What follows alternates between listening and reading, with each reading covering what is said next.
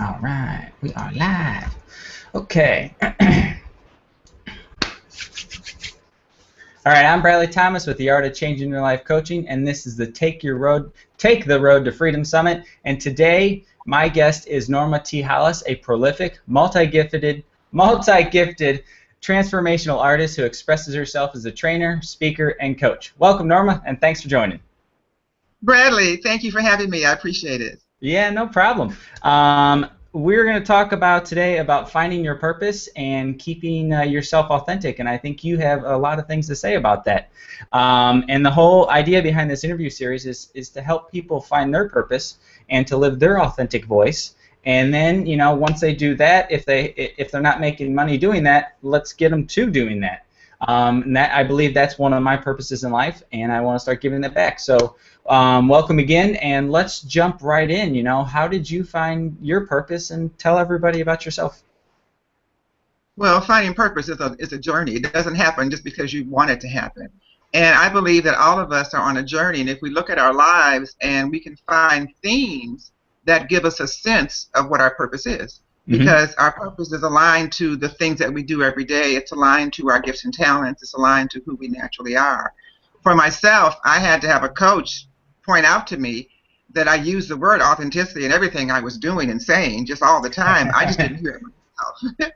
And I had written this program. It took me 30 years to write, just kind of going into my own self, into my head and my experiences and listening to my purpose. And I had written this program, but I didn't really understand what it was because it came so intuitively. And the same coach told me, well, what you've written, Norma, is a way for people to connect with their authenticity.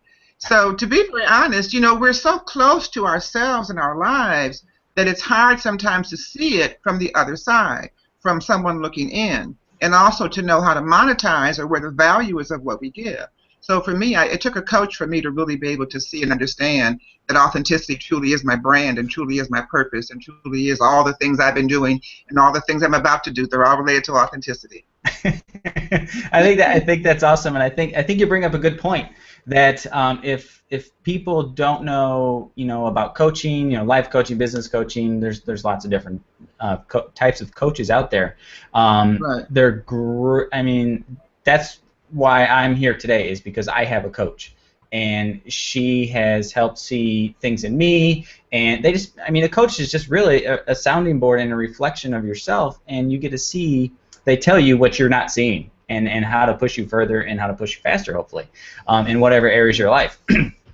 So, bringing back authenticity, and how can someone start to hear and listen to feel what their authentic self is, so they can start resonating with that and then start expressing that in their life? Well, I researched authenticity for over 30 years, and I looked at people, us as human beings, from three perspectives, from personal, professional, and spiritual perspectives. And through 30 years of study and research and looking at people and understanding myself, I came to understand that we each have three voices. So what makes us authentic is how we align these three voices.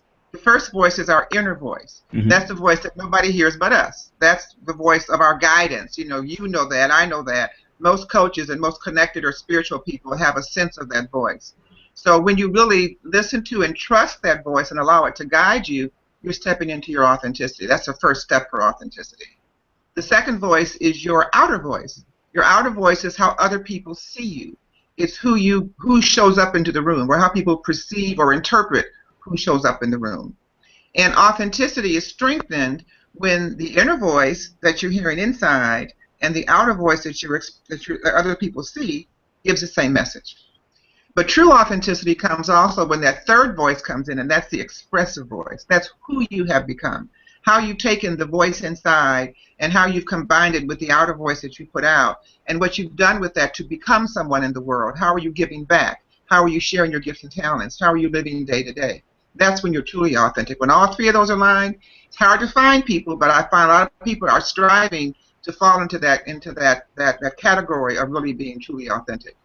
Yeah. Do you feel a lot of people have issues aligning those two in their family life and in their business? Because I find it myself sometimes when I hang out with family that sometimes I'm really authentic, and then at other times I'm not as, at least in this journey right now, as I'm trying to help other people and going towards it.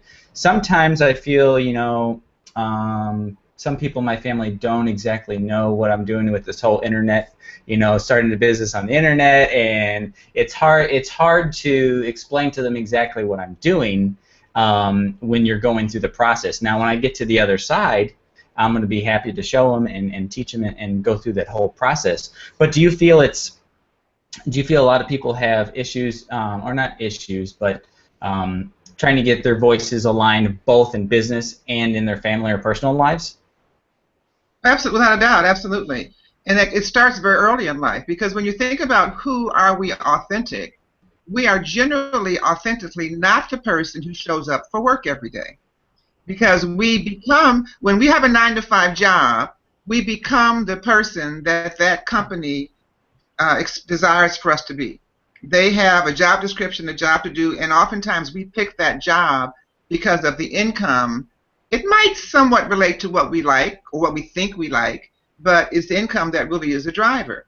Now, what happens to so many of us is that as early as the preschool years, we begin losing track of our own authenticity. Because in preschool years, children are free. That's what my degree is in, so I know preschoolers. They're free to do what they want to do. They can run about, they can dance, it's all cute, and it's really who they are. They're expressing themselves. But then they get to kindergarten and first grade, and it's stand in line, get in line to go to the bathroom, raise your hand, hold that till it's time to go. And so you begin to get in this structure. Not that structure is not important. We need it for society. But so often, the very structure we got into in first grade, in the rows of desks that we sat in, that looked just like they did when I was in school, by the way, that becomes cubicles that we get to be in corporate America. And a lot of people never move outside of that. So what happens so often is that the families don't necessarily see us as we step back into who we were as a preschooler. As we get older, as we get to adult years, and we realize those of us who are creative and who are kind of outside of the box and are finding our own way and not going the 9-to-5 route, by the time we realize it, we have to shed all that stuff that we embraced along the way because our well-meaning parents and teachers and priests and whatever else told us to do, and step into ourselves. And it's a challenge, and oftentimes it means separating from family. I had to leave Detroit and come to Los Angeles to leave my family so I could find myself. I've left 2 husbands to find myself. I've done it in multiple ways because what's most important for me is connecting and following my personal path. And my family still doesn't understand it. I've stopped trying to explain it. But I know what's important for me is to live my life. That's what I have to be judged by, how I live the life that I'm supposed to live. Yeah, I think that's good, and it's encouraging for myself, and I hope it's encouraging for other people too that feel, that if they're on a journey to, help or inspire others or just live their dream, it doesn't, always have to be with helping people. It usually ends up kind of going down that route is where you get your fulfillment.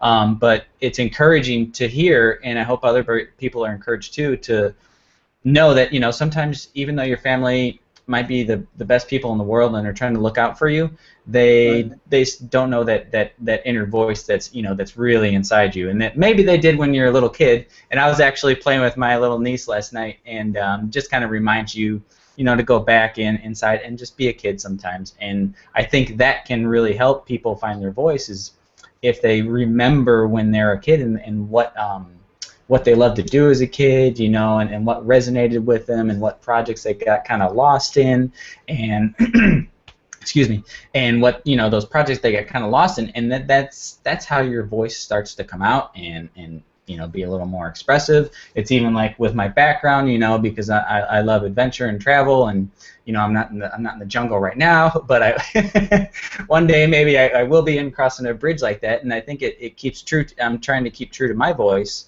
and I want to be able to spread that. What's a piece of advice if someone's struggling to try to find their voice? Is there any tools or techniques that people can do, day to day or practice to get better at to really hear and listen to it? Yeah, before I mention that, I want to just mention one other thing about the disconnect we have sometimes with our parents. Hmm. and as a way to help you and any others, because that's been a struggle for me as well along the way. And that is that our parents come from a different generation. So they don't always have the vision that we have. And for example, my parents, grandparents, yours too probably had no idea that we could communicate to India and actually see even each other on computers right now. So who knows what your vision might mean? Your parents don't have that. They're too far removed from how the world has changed from the time they were young. So the advice they give and gave you was based on their view of the world.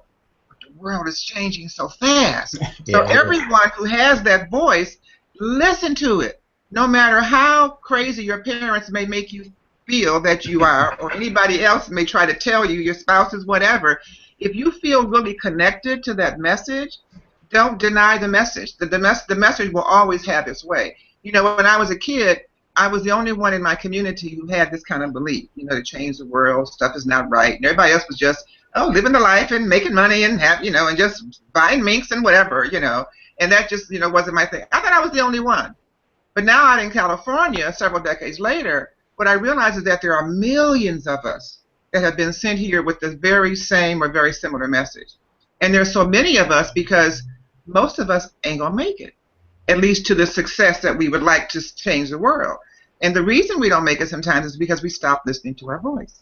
Hmm. So listen to the voice. That's what's leading you to that. And so that leads me to your last question about the advice that I have, and that's how to help you connect to that voice in a deeper way. Because all of us have that inner voice that speaks to us daily, but what happens over time is we stop listening and stop trusting it. But it's the very same voice that speaks to you when you ask yourself every day, what am I going to eat? Or you ask yourself, what should I wear today? Because if you're listening to the call and you've got some sense of energy, you probably ate today. At least you ate yesterday, and you probably ate. I hope so. So ask yourself, when you say to yourself, I'm hungry, what shall I eat? How does the answer come? As a thought, as a feeling, as a memory? Is there a taste in your mouth? What drives you to make that decision of what to eat? That's a hint for how voice speaks to you. Likewise, when you say to yourself, what am I going to wear? And how the answer comes. Is it a vision, a memory? I have an outfit that I bought when I lost, the first thing I bought when I lost 30 pounds. And I was down to a size I've never worn before. And I still have that suit. 15 years later, that suit looks good on me whenever. If I want to feel a certain way, I will wear that suit. That's And awesome. that's one way that I know how I receive information. When I get that feeling that I get when I bought that suit, I know that that's my voice speaking to me and confirming something for me. So the idea is to build a relationship with that voice so you know how it speaks to you and you can learn to trust it and to interpret it and then to follow its direction. And then you step more and more into your own authenticity.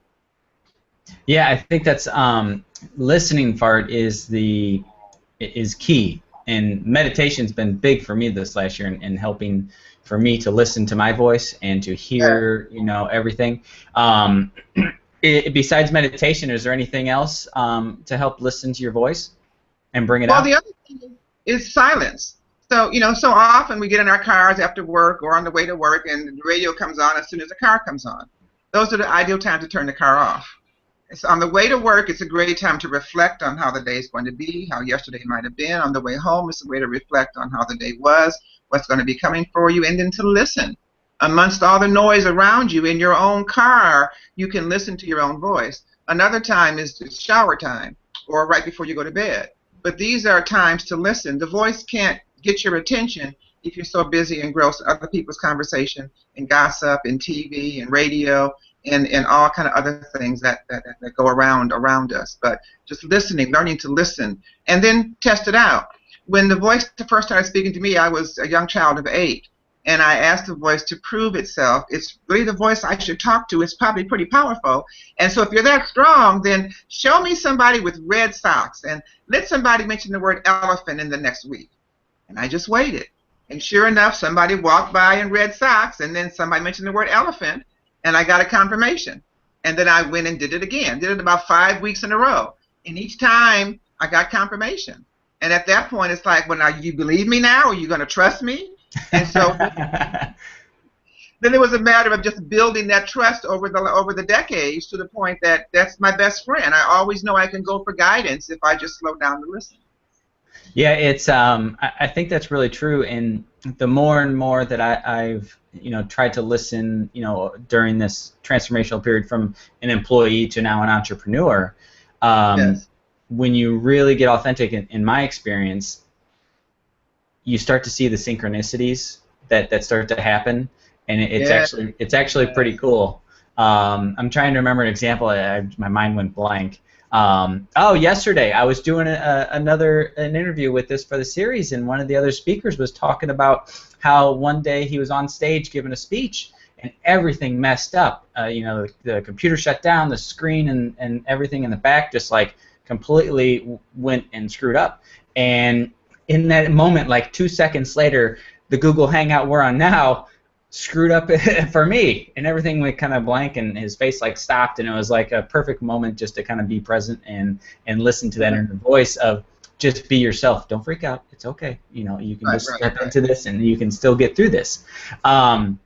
So that's kind of, I think that's a really important piece of listening, for yourself. And I would encourage people, write a journal down and start keeping notes if it's not really clear, and then review that every once in a while, and you'll start to see a common thread, and then start taking steps towards things that, work, that you can do that type of work in. And which this now leads me to the next question is, once you found your purpose, how did you go about trying to build a business, and did you know the right answer the first right out of the gate?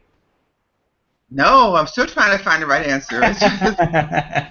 It's a forever process. When you're creative, like I am and like you are, it's often hard to do the marketing. It's a different energy, a different animal. So what I've learned very clearly is that I work best when I have partners. So it took me a long time to recognize that, because I felt I could do everything, but I truly, marketing, I suck. That's not my strength. So I recognize that, and I get partners to do the marketing. I'm still always searching for marketing partners, always, because I have multiple aspects to what I do. I'm beginning just to look at it differently, and recognizing where my strengths are. I like to stay in my lane now, and I'm looking for people that can cover the other lanes.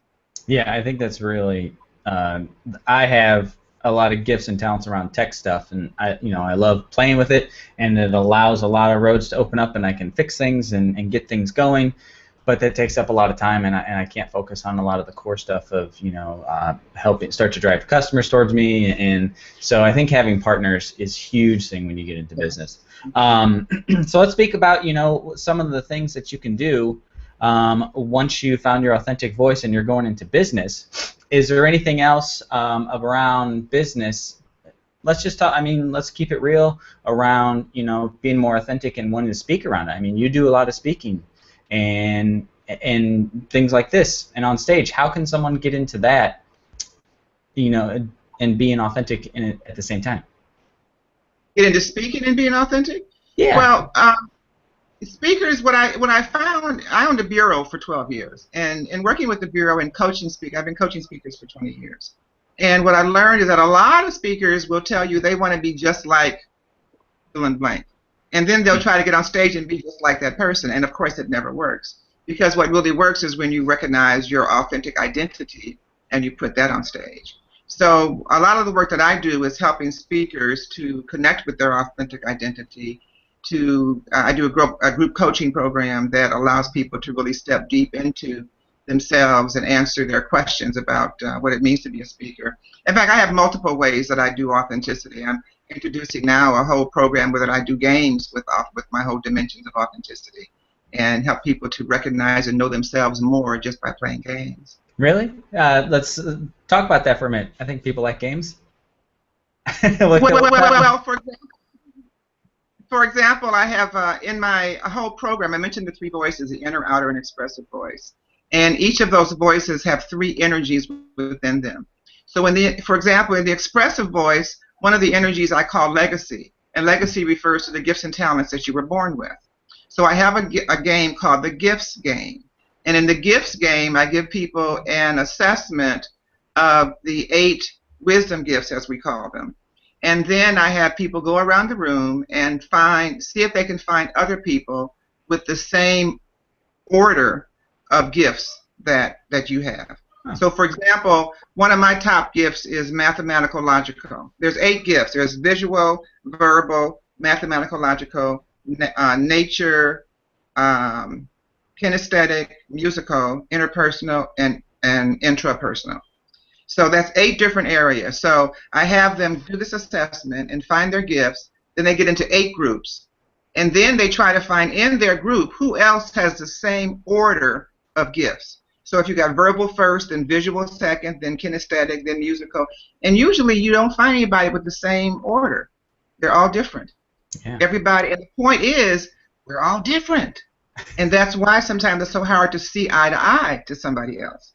And so they get to experience it by playing the game. I could sit there and talk for an hour or two and tell them about how we're all different and pontificate and give stories of what happened to me. Or I can take an hour or so and do the game. They're like, oh my gosh, no wonder. Because then they have the game, experience it, and it's more experiential, and they get it in a different way. Yeah, I think that's one of my, that resonated with me, meaning that one of my inner voices is always saying, that I think it would be really help the world if everybody saw whatever problems they thought they had from a completely different perspective, and it would change how, it would change how they think about it, how they feel about it. They would try to problem solve it differently. They would probably have more empathy towards it, and you would find a lot of people live happier lives once you see a different perspective, and you're just in you're in the other shoe. And it's one thing that kind of is driving me towards this, is that if you don't try something at least once, you're not going to know how it feels, and that's the side that you've been on is always going to be the same.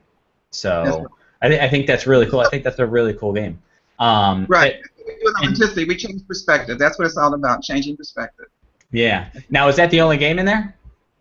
Oh, no. I've got dozens of games. Yeah. And I'll be happy to talk to anybody. We take them to corporate. We take them to events that people have. So they can email me, info@normahollis.com, and I'd be happy to talk to anybody about doing some games or being one of my game masters, being one of my game leaders. Now, are these games online, or are they, in person? No, not yet. They're group games. So I come to groups and do the games right now. Now, we are going to be eventually developing them so that there are other ways to do them as well. But a speaking engagement, I could do them in groups of 20, 50, several hundred, doesn't matter. And I have team members that can assist with it as well. Yeah, that's kind of cool. I think I've done something I think I've done something similar in the past. It's been a while, but it was cool. You got to see all the different perspectives, and no one really ever does line up. Yeah, it was cool. Now I'm racking my brain to remember what that was. We're going to different periods. We're going to ancient Egypt. We're going to carnivals. We're going to different archaeologists. We're having different periods. And it's just all costumes. It's really elaborate. It's a lot of fun. So. It sounds like a lot of fun. Are you going to any jungles? I do have one I'm working on in the jungle, yes. Really? I'll be in touch. Well, let me know. Okay, so now that we're kind of wrapping up here. Yeah. And from what I got from this, and it has helped me too, is you need to still listen to your inner voice. It's not something that just comes up one day and it says, "Hey, I'm here, and this is what you're supposed to do." It's something that's continuous. Is that what you're saying? It's as long as you're breathing, that voice is there talking to you. All you got to do is listen. And it's probably there after you stop breathing. I just haven't experienced that yet, but I know it's here as long as you're breathing. Well, if something happens and you're on the other side and you can get a hold of me, let me know. That would be great. Look for you. I sure will. That would be. No, man, my mind's trying to think of ways to monetize. Monetize from the other side. I don't know.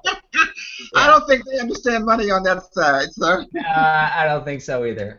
So speaking of authenticity, like I've told everybody this before, and I think sometimes it does help when you start to feel so for me, for my authentic voice is I want to be able to help people, and I want to be able to do that. That's authentic to me, and what I don't know what it is yet, but what it kind of feels like is something in between Tony Robbins and Jim Carrey. So how that's going to happen, I'm not sure. But that's what I kind of hear, and it's like, okay, I'm a goofy guy, but I'm also passionate about helping people. How can I combine those two? And for me, life coaching is the way that I'm doing it. So anyways, that's a little off track, but I wanted to kind of still keep it, in my own vein there. So as we're kind of winding down, what is there any last pieces of advices that you can help or tell people to stay clear on their in their authentic voice? Well, the main thing is to connect with and trust that voice that speaks within. It talks to you all the time. So make friends. That's the really best. Talking about a BFF, that's your BFF. You gotta reach out and be the BFF to the BFF so it can work for you. But that's really what's important. And I would definitely suggest people take my assessment so that they can connect more with their authentic voice. We do have programs that help people find themselves between Tony Robbins and Jim Carrey, or wherever they may be between. Because really, finding that, what that really means is stepping into your authenticity. Because you're not a Tony Robbins, you're not a Jim Carrey, as you said, you're something in between. So yeah, I'm helping shorter too. Where it comes out, and then which of the 9 dimensions of authenticity you might want to focus on that might help you to bring out the richness of who you are, so that person can really come to life. So, and that's for everybody, because there's a theme in everybody that's knocking from the inside, wanting to get out very much. And through authenticity, it can help that. It can help you bring out you.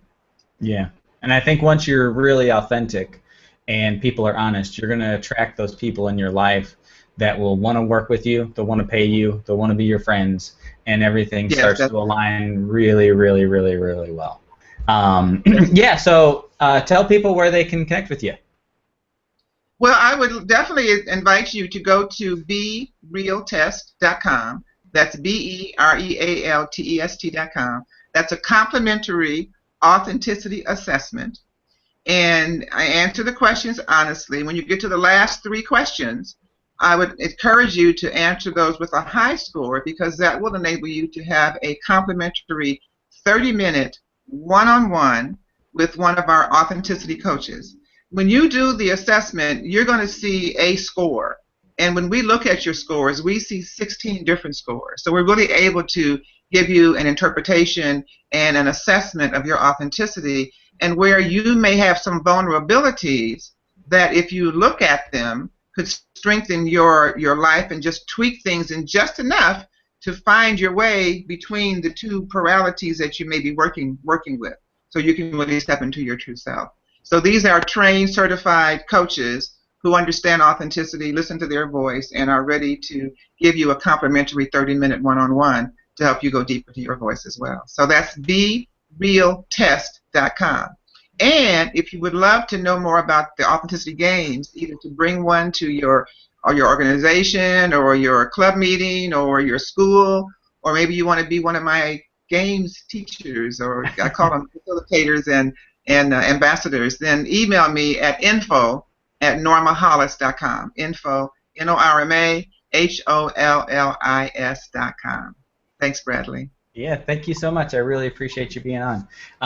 Yeah, thank you so much again, and you have yourself a great day. Thank you, Bradley. Do the same. I've enjoyed it. I appreciate being in the jungle with you. It's been great. Likewise.